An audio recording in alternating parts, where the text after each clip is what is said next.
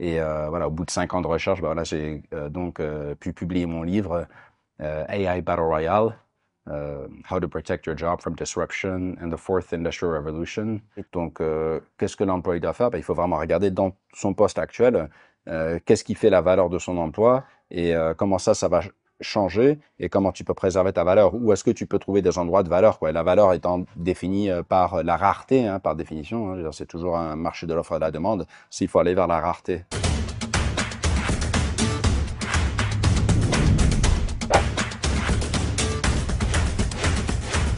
Salut Ashley, Ça va, Alisson? comment vas-tu? Tranquille et toi? Et pourquoi tu m'as donné rendez-vous ici à la librairie Garden Books? Garden Book, c'est quand même une institution à Shanghai, quoi. Ça fait très longtemps qu'il y a cette librairie ici. Moi, j'aime beaucoup.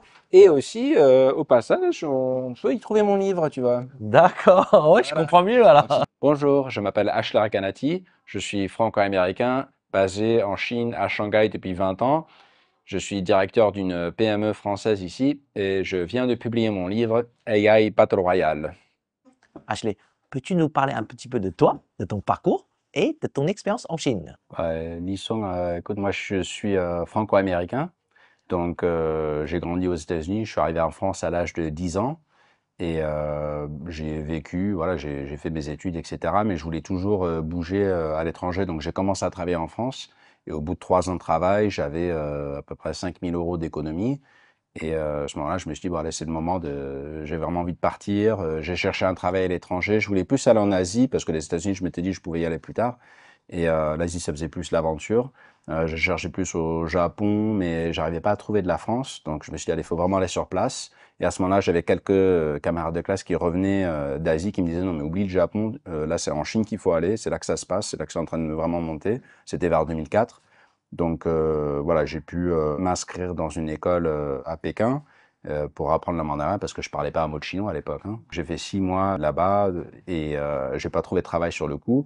Je suis descendu après sur Shanghai, continué un petit peu. J'ai été presque au bout de mes 5 000 € d'économie à ce moment-là, puis j'ai trouvé un travail juste un mois avant d'arriver au bout de mon argent. Quoi. Donc c'était assez cool comme moment. C'était pour un VIE dans le Zhejiang, donc région à côté de Shanghai.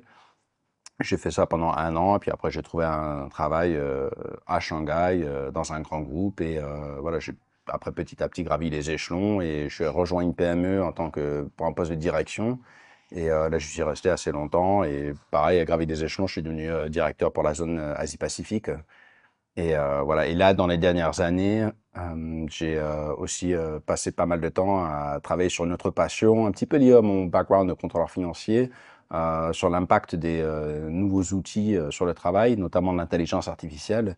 Et voilà, au bout de 5 ans de recherche, bah, voilà, j'ai pu publier mon livre AI Battle Royale, How to Protect Your Job from Disruption and the Fourth Industrial Revolution. Et ton livre aborde un sujet passionnant.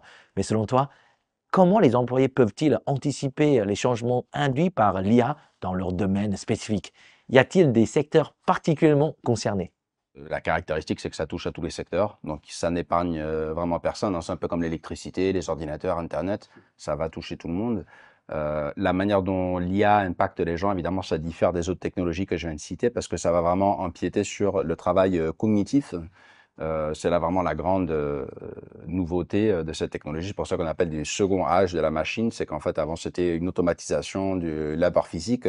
Là, c'est le labeur cognitif qui était le refuge pendant 200 ans des employés, hein, si on veut avoir un bon salaire. Et donc, c'est tous ces conceptions-là, en fait, qui sont en train d'être bouleversées maintenant par l'IA. Donc, qu'est-ce que l'employé doit faire? Ben, il faut vraiment regarder dans son poste actuel, qu'est-ce qui fait la valeur de son emploi et comment ça va changer et comment tu peux préserver ta valeur. Où est-ce que tu peux trouver des endroits de valeur, quoi. Et la valeur étant définie par la rareté, hein, par définition. Hein, c'est toujours un marché de l'offre et de la demande. S'il faut aller vers la rareté. Comment caractérisais-tu le développement de l'intelligence artificielle en Chine et son intégration dans la société? En quoi se distingue-t-il des modèles observés dans d'autres régions du monde? Quand on regarde historiquement ce qui s'est passé dans la première révolution industrielle, c'est flagrant, quoi. On voit la Chine qui était un des pays, une des puissances les plus fortes de l'époque, première révolution industrielle, la Grande-Bretagne qui décolle, après deuxième révolution industrielle, les États-Unis, etc. Et la Chine qui n'a pas vraiment saisi ces révolutions, qui a périclité.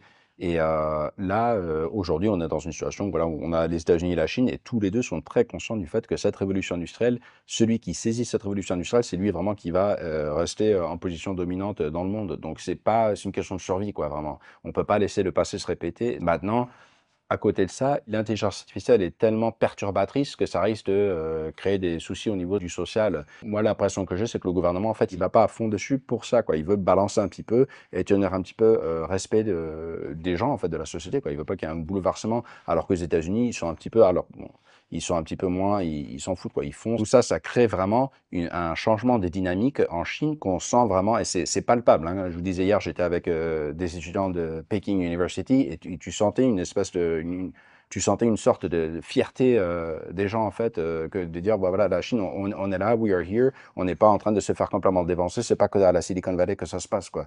La Chine reste un acteur très important dans le domaine, et les Chinois aussi sont très technophiles. Ils s'approprient les outils très rapidement. Il n'y a pas cette technophobie comme on peut trouver en France, ou quand vous allez dans les rayons de la Fnac ou quoi, vous regardez les livres sur la technologie future, mais la majorité des livres, ils ont une connotation assez négative, quoi, pour faire peur aux gens ou quoi, alors qu'en Chine ou aux États-Unis, c'est vraiment plus en mode optimiste, ouais, c'est bien, on progresse, etc., quoi. C'est aussi un petit peu une différence que moi je sens ici. Après tant d'années en Chine, qu'est-ce que tu vois comme changement? Qu'est-ce qui t'a impressionné le plus? Quand j'étais en Chine au début, le Made in China, ça faisait pas très bonne impression de la qualité, quoi, en Occident. Mais moi déjà, je me disais, bah, c'est comme Made in Japan, Made in Corée, il y a 40 ans de ça, quoi. Et les gens, le problème, c'est qu'ils gardent cette image de la Chine des années 80. Bah, les choses ont changé. En 40 ans, la Chine, elle a quand même fait 3 révolutions industrielles. Et là, on rentre dans la quatrième, quoi. Et ils sont en tête de la quatrième. Donc il y a eu un progrès phénoménal qui s'est passé. Ashley, ton parcours t'a amené à travailler dans différents environnements culturels. Quelles valeurs clés crois-tu qu'un leader doit porter en étant dans un contexte international? C'est vraiment le challenge d'arriver à faire le pont entre les différentes cultures. On est dans des contextes différents, les gens, ils ont pas des mêmes façons de travailler, des mêmes habitudes, la temporalité est différente aussi. Donc ça, j'essaie d'expliquer. Je prends l'allégorie du film Interstellar pour expliquer ça aux Français. Enfin, une semaine ici, c'est un mois en France. Un mois ici, c'est une année en France, quoi. Je veux dire, c'est juste, ça va beaucoup plus vite ici, quoi. C'est pas pareil, quoi. Donc, ouais, c'est le rôle du leader d'arriver à faire que les parties arrivent quand même à travailler ensemble, avec aussi des niveaux de comment dire, de brouillard, hein, de fog of war, en fait, qui est beaucoup plus dense ici, quoi. Les choses sont parfois moins claires.